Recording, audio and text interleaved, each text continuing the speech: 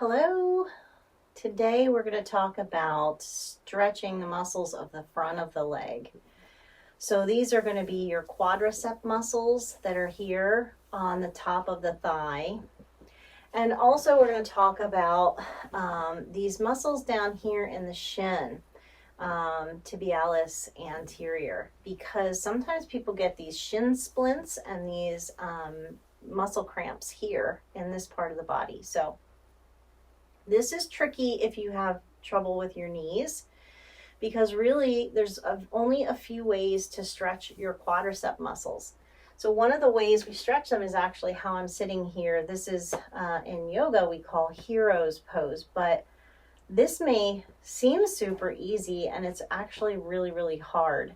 So what I welcome people to do is use a block, and I'll show you a couple different things that you can do. So if sitting on your heels to stretch is not going to work for you, right? This is, a decent stretch for some people, but too much for some others. So what you can do is grab a block, if you have a block, and it can be on the high end, on the low end, the super high end. But if you're going to do that, I say stack 2 blocks this way, because then they're going to be a little bit more stable. And what you do is you separate your feet and you put the block between your feet and sit on that. So usually 1 or 2 blocks works for most people with knee issues. But there is going to be some of you where this is not going to work. So I think that, you have to find, first of all, what you're most comfortable with. Do this stretching for the quad. Now, if I let my upper body bend forward, I'm actually not going to be stretching the whole quad. So actually the best thing to do is lean back. But if you're sitting on a block, that's going to be kind of challenging. So you might actually have to have another block that you can reach for behind you. So another thing you can do is, if you're really, really flexible, and I'm about in the middle of flexibility these days, so I won't be able to show you the whole thing, but I'm going to show you where you can go from here. So if this is not a good enough stretch, you don't need a block. You're sitting on your heels. You even worked your hands back here and you're like, okay, I feel it, but I can still go deeper, right? I still want a deeper stretch. Then you're going to open your feet. You're going to keep your knees together. So again, anyone with knee issues, this is no. But if you're really uber flexible, you're going to move your feet apart and sit down now even lower, okay? So now you're between your feet. You're not on your feet. And then you stretch back.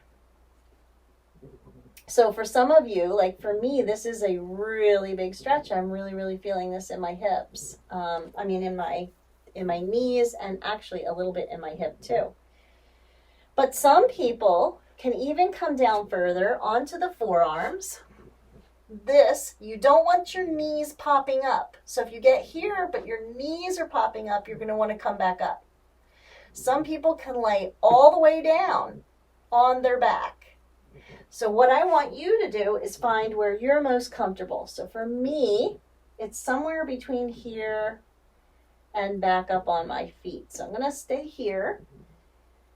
I'm just going to breathe. Right? Take those deep breaths. Let yourself be there, because this is a big stretch. I don't feel like most people stretch their quad as much as they use it. We use it a lot. We use it a lot for climbing steps and for walking, and it's always kind of working and probably not getting as much stretch. So, I want you to feel as much stretch as you can get, and if that's lying on your back like this, great. If you start to feel like you're losing sensation in the legs, like I feel like my one side, I'm starting to go a little numb. So that might be that I'm moving past my point of stretch and I'm starting to overstretch the nerves, or some of my muscle tissue could be pinching off nerves and I'm losing sensation. So if you start to feel that like kind of warming sensation or tingling, you're going to come back. So if you're on your back, you come to your forearms. If you're on your forearms, you come to your hands. If you're here like me, you're going to come back up onto your feet. Okay? And it's important to kind of figure out where you need to be in the stretch. And you can stay here as long as you like.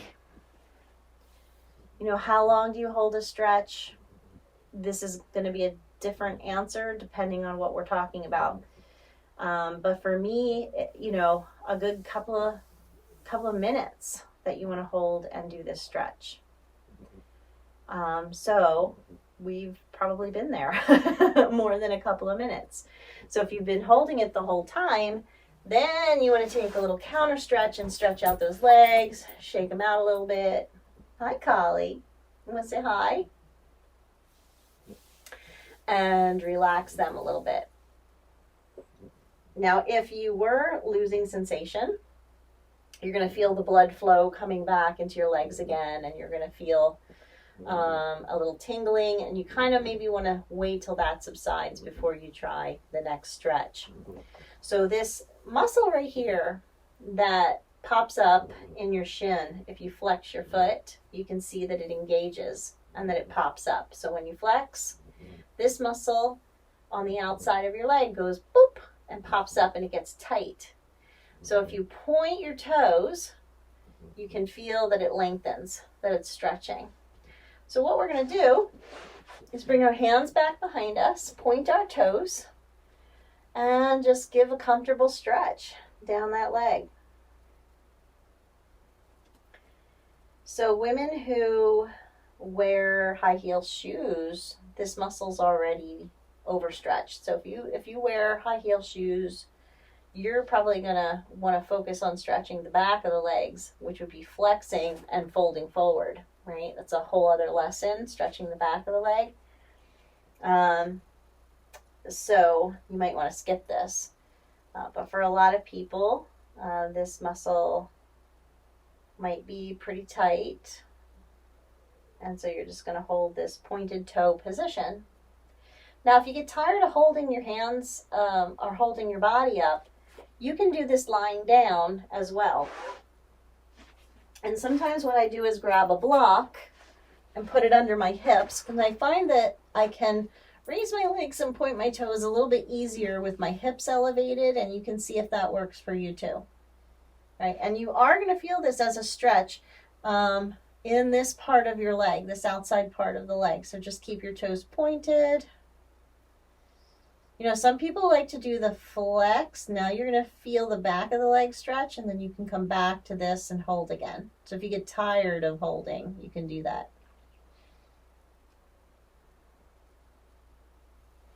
You'll also notice when I was sitting, or when we were sitting in the last position with our feet behind us, this muscle was also getting stretched there too. But I wanted to give the quadricep muscles a little break, come back to the shin bone muscle, the tibialis anterior. And then you can release. And you know, the front of the leg, there's really only, the quadricep is these 4 muscles. Quad means 4. There's actually 4 muscle groups in the front of the thigh that comprise this quadricep muscle. So it spans, you know, a great deal up the femur bone. And then you have the long muscle here on the outside of the shin bone. And you know, there's some other small muscles, but those are the big ones that we're looking to stretch. So I'm going to show you another way to stretch them, which you may or may not like. I don't know if you'll need a strap, but I'm going to tell you to get one. And we're going to come down onto our stomach for this variation of stretch. So coming down onto the belly. And so, excuse me. So here we're not actually getting much of a stretch if you're on your forearms. But when you bend one knee and you bring it up, now you're going to feel that quadricep muscle stretching, right? So If you point the toe, you're also getting tibialis anterior. If you flex the foot, not so much, right? You're going to feel it engaged. So if you keep your toe pointed and bring your leg in as far as you can, you're also going to feel that quad stretch. Now what I like to do is bring my arm across the mat and reach around and grab my foot and pull it in as tight as I can. Pull it down towards the butt. Now sometimes this jams the shoulder. So instead of jamming the shoulder, I might put my hand on my head. Also, don't lift your hip here. Don't roll up. Keep your hip down. Reach back and pull this foot as tight as you can in. And you can always lie down as well. So one thing that I'll say is if you cannot grab your foot, like this is as high as you can go, this is where you need a strap. And what you can do is make a little lasso with it. So it has to be, a strap that's not too floppy. And you're going to reach around and try to get it around your foot. And then that way you can pull it in this way. And you can hold it as close as you can. So some of you might be way back here, or even like this and you've barely got it. And that's fine. Whatever you need to do, because we're all going to be differently flexible when it comes to these muscles, right? So just breathe.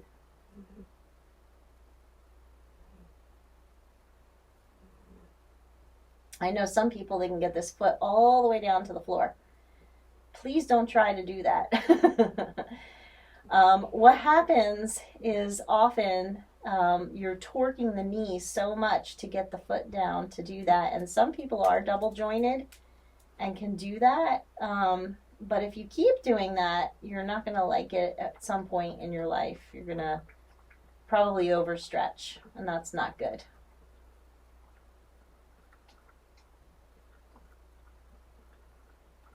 And so take a little break by stretching that out, and maybe even just bringing your forehead down, letting your legs stretch, and you can kind of just feel the difference between each leg. After you do that, the one leg that you pulled in might feel quite a bit longer than the other leg. You might be feeling different sensation coming out of it. I always like to take a little break between doing sides or going back into stretching.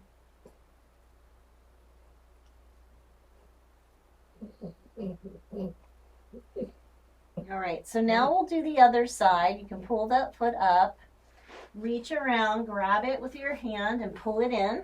Again, pull it as tight as you can. Use your lasso if you need to. Again, you can lie down.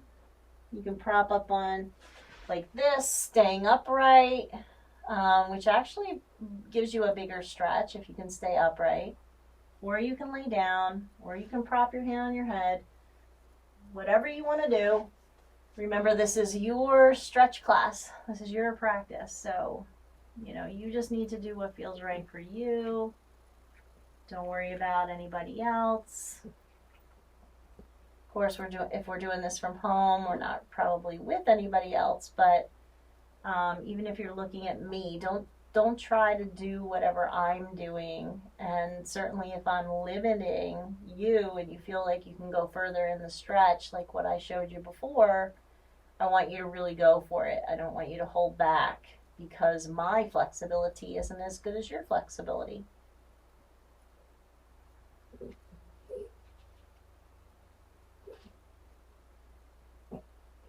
And so we'll hold this just a little bit longer on this side.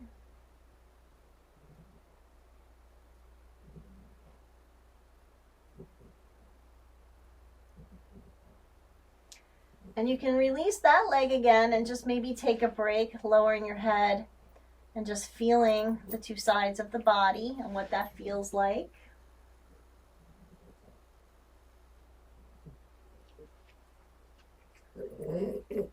Now, if you want to, you can pick up your feet and just let them go side to side. Sometimes that feels good after doing those poses, just to shake that out a little bit. Now, there's a pose in yoga called bow pose where you reach back, you grab both of your feet and you pull them in, but then you lift up. So I'm not going to ask you to do full bow because this isn't a yoga class and we haven't properly warmed up. However, for those of you that are flexible enough to get both of the legs, I want to give you an opportunity. So it is challenging to get the strap around both feet, and then you have to figure out which hand's holding it. But you can do it that way if you want, or you can try to reach back with each hand and just pull your feet, pull the top of the feet in and lower your chin to the mat. Again, pull those feet down as much as you want to, close to your butt.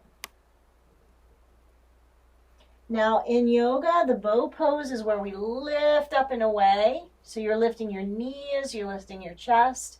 I mean, if you feel like you opened up to that, you can go for it. It will be a bigger stretch. Otherwise, you're just pulling those knees in towards your butt.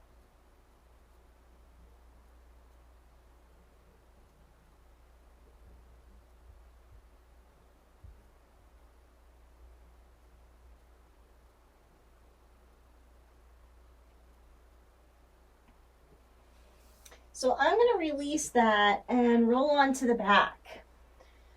And I'm going to ask you if you have a block to grab it or a bolster. So if you do yoga and you have a bolster is like a thick cushion. It could be twice as wide as this, or the block. And this one I think is an important one because, so this quadricep muscle that we've been stretching, you've probably been feeling more of the stretch down by your knee.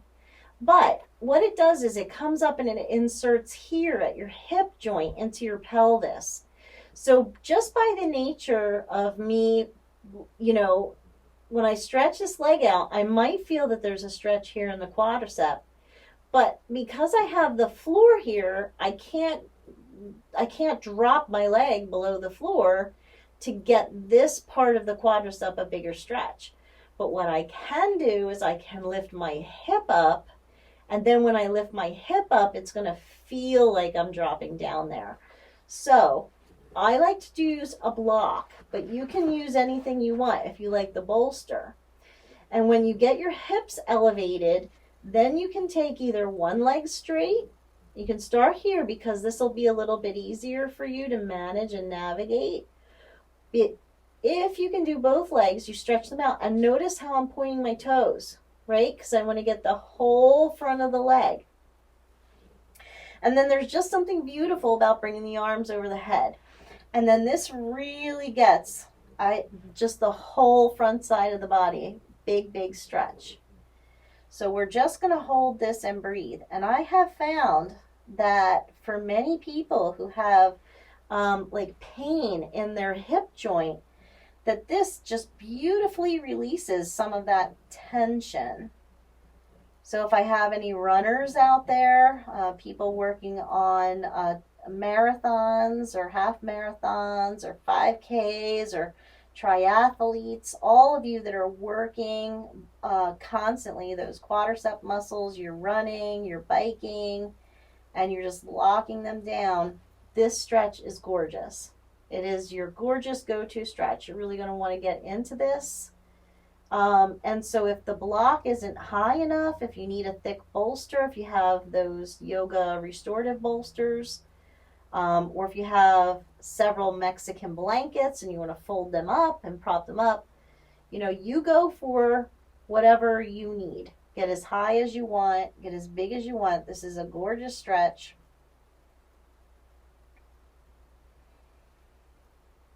And you're really opening the front side of your body, but particularly, like I said, this is getting into this hip joint here and that quadricep muscle.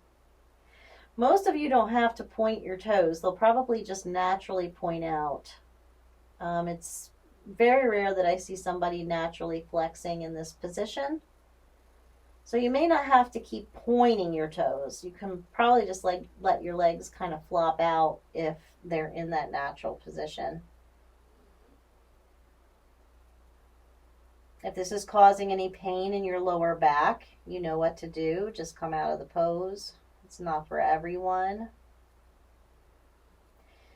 And if you do have that gorgeous restorative bolster, this is a restorative yoga pose. And in the restorative yoga, you can hold the postures for anywhere from 5 to 10 to 15 or 20 minutes.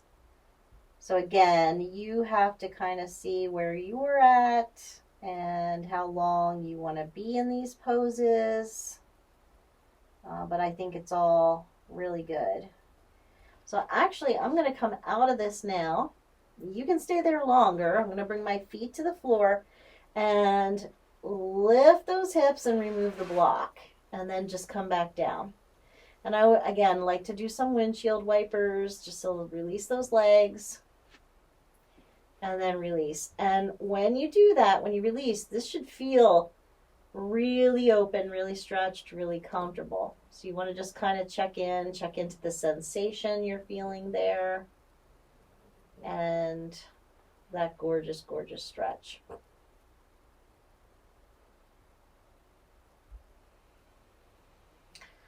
So, come on up. I'm going to explain one last little thing to you about the stretches for the front of the leg. So, when we stretch the back of the leg, we're normally doing forward folds, right? When we do a forward fold, we get a stretch on the whole back side of the leg, especially when we flex the feet. So, if I'm going to be stretching the front of the leg, it makes sense that I would be in a back bend, right? So there's many different, positions that would put me into a back bending position. If you do practice yoga or you know some of those back bends, please feel free to go into them. Maybe a bit off. I'm going to just show you a couple that are on the stomach. Cobra pose is the first one. Let me just pull this back. My mat likes to shift. So, you come onto your stomach. And again, the problem maybe is that you can't hold these poses too long. You do want to keep your toes pointed, and I like to keep the big toes pointed straight back. And really press the legs kind of into the floor. And then your hands come to under your shoulders, and you lift up. Now, full cobra is where you're lifting your whole body up. Notice how much of a back bend this is. For some folks, this is too much. Can't do it. But for those that can do it, wow, is this a gorgeous opening to the whole front of the leg.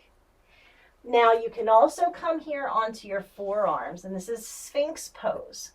So you'll notice my chest isn't lifted up as much. So will I feel the same amount of stretch? This is kind of like what we did before when I had you hug in. So for those of you that need to get that deeper stretch, you're going to hold up here in Cobra, but I don't want to see you jamming your shoulders. You got to keep those shoulders down, and your hips don't want to elevate because now you're not stretching your quad. So you got to drop those hips to the floor.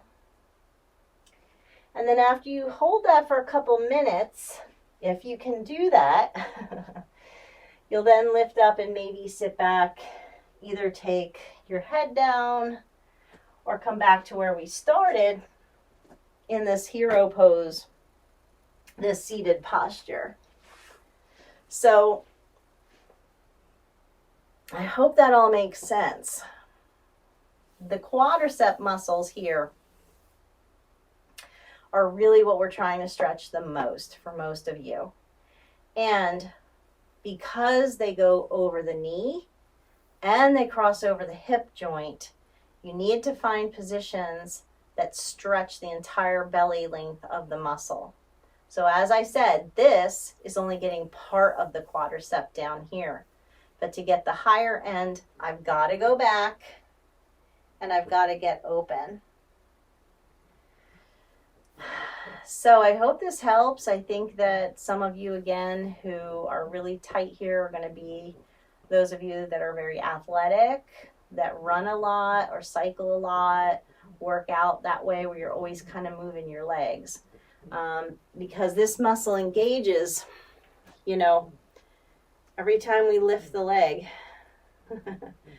the hamstrings working, the quads working, when we squat, when we sit, this muscle works a lot. So repetitive movements, they're going to continue to cause that strain, and you want to get a stretch.